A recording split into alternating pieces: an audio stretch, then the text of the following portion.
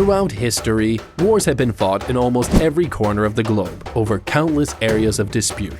Be it land, resources, or political control, you name it, and some guy has been killed over it. Like the Karens of the animal kingdom, when all else fails, humans tend to try and get what they want through destroying each other. And while we may think the actual warfare itself to be fairly straightforward, the strategies that some armies and military leaders come up with to try and get a leg up in battle can range from brutal to bizarre. There's a fine line between being an eccentric military genius and being an absolute nutcase. But sometimes, thinking outside the box really pays off. Here are 5 examples of crazy historical war tactics that actually worked. Number 1. Playing dead. In the year 860, Hasting, an experienced Viking chieftain, was looking to raid and pillage various countries of the Mediterranean in true Viking fashion. I mean, hey, some people like to honeymoon in Rome, while some like to sack it. To each their own. Hasting set out with the much cooler named Bjorn Ironside, and the two of them led a fleet of over 60 ships along the Loire River in search of victims. They traveled through France, Spain, and even Morocco, attacking whenever and wherever their heart desired. Their vacation of murder had varied success. Hasting and Bjorn actually were defeated during their first couple of raids before eventually getting the hang of it. Pillaging has a learning curve, you know. But the two eventually made their way to Italy. And what they thought was Rome, Hasting, thinking Rome to be the ultimate prize, tried to think of a way to gain access to the city in order to sack it from the inside out. Knowing that the Romans were extremely devout Christians, he hatched a plan. Hasting ordered his men to carry him in a stretcher up to the city gates. He told the guards that he was close to death and wished to be converted to Christianity in order to be saved. According to other accounts, he actually played dead on the stretcher after having told the officials that he wanted to convert the day before. The guards believed him because of course they did. In front of them lay a bloody Viking warrior who had probably disemboweled their neighbor 2 days before. But salvation is a serious business, so the guards led Hasting and his men into the city to receive his last rites. Once inside the border, surprise, surprise, Hasting leapt from the stretcher and began butchering everyone in sight. The cherry on top of all of this wasn't even Rome. It was Luna, a mere 270 miles north of Rome. Oh well.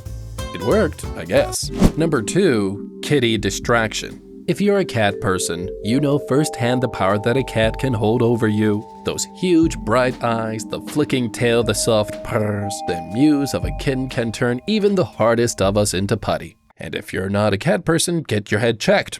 That's my advice. Perhaps the most intense cat people in history were the Egyptians, who were often said to have worshipped cats. This claim in and of itself is not entirely true, as the Egyptians didn't worship the animals themselves, but rather had several deities that appeared with feline features, and saw cats as the vessels in which these gods chose to appear.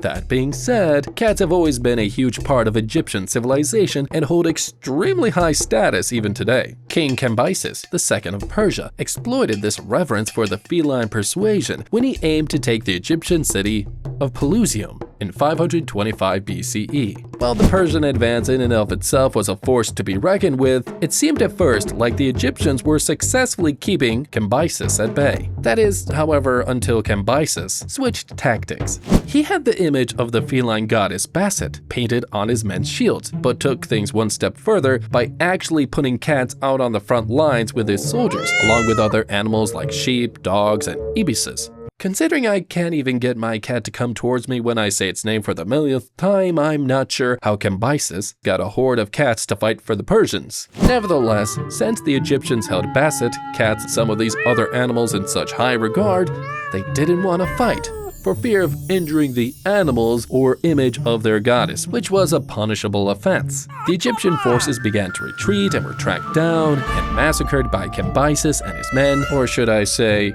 meow-sickered. Number 3.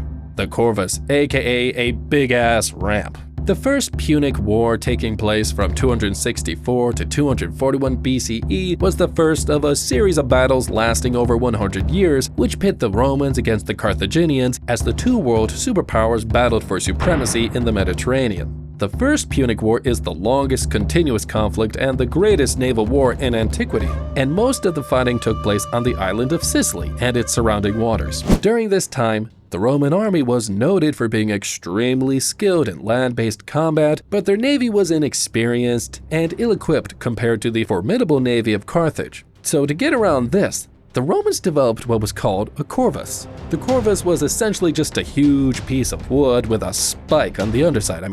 I could have invented that, but anyway, the idea was simple. The Romans would get into range of the Carthaginian ships and deploy the Corvus, which would span the gap between the two ships.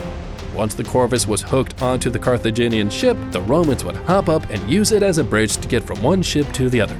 I like to imagine them skipping, but that's just me, and they turned what was initially a battle at sea into a battle on foot, which led them to easily slaughter the Carthaginians.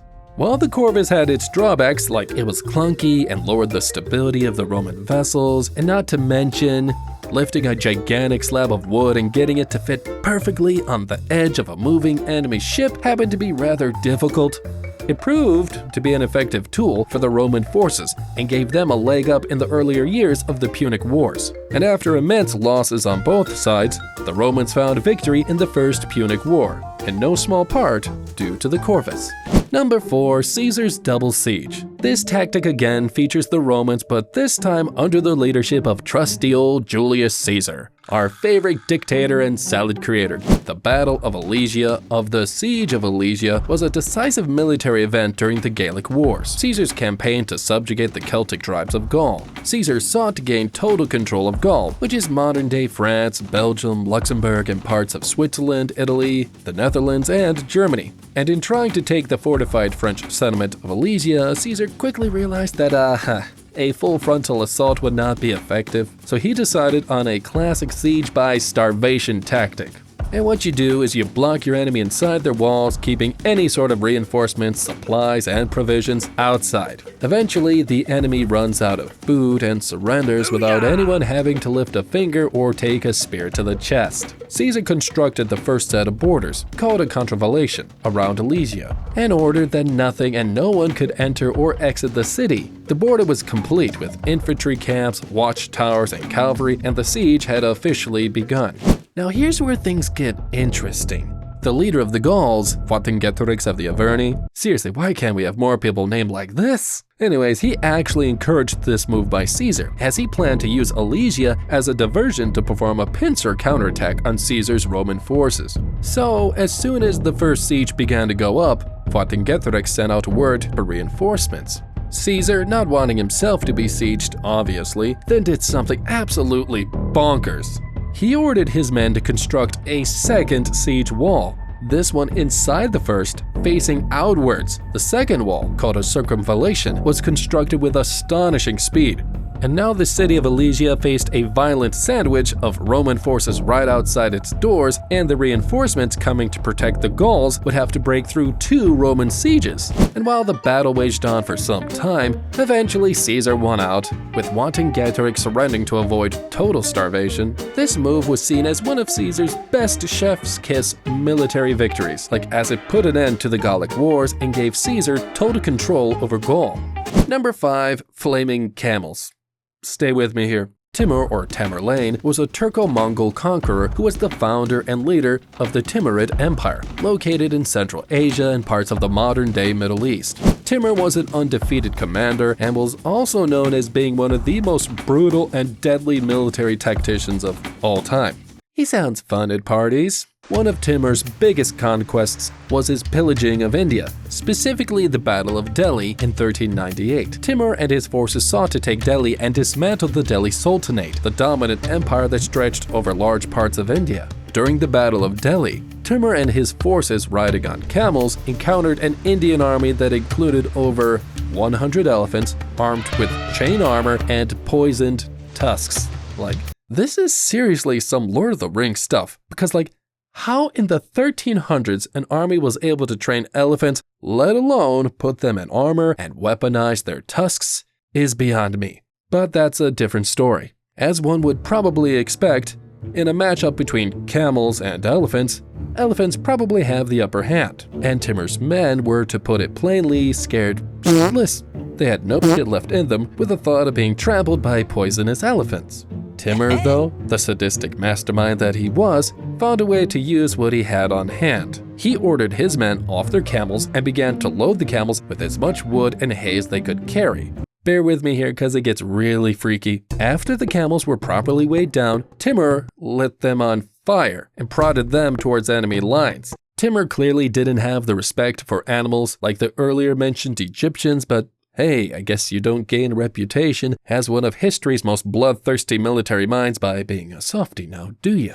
When the Indian elephants saw screaming camels running straight for them with flames shooting from their backs, they understandably got a little spooked themselves and retreated back towards the Indian forces, trampling and killing their own soldiers and causing general chaos. Timur then charged forward in the midst of the fiery mess and ended up securing an easy victory before the Indian forces could even process what was going on. Timur quickly sacked Delhi, massacring thousands and stealing countless valuables before heading back to his Central Asian domains and, oh yeah, he kept the elephants. I would too, to be honest, because they crazy useful.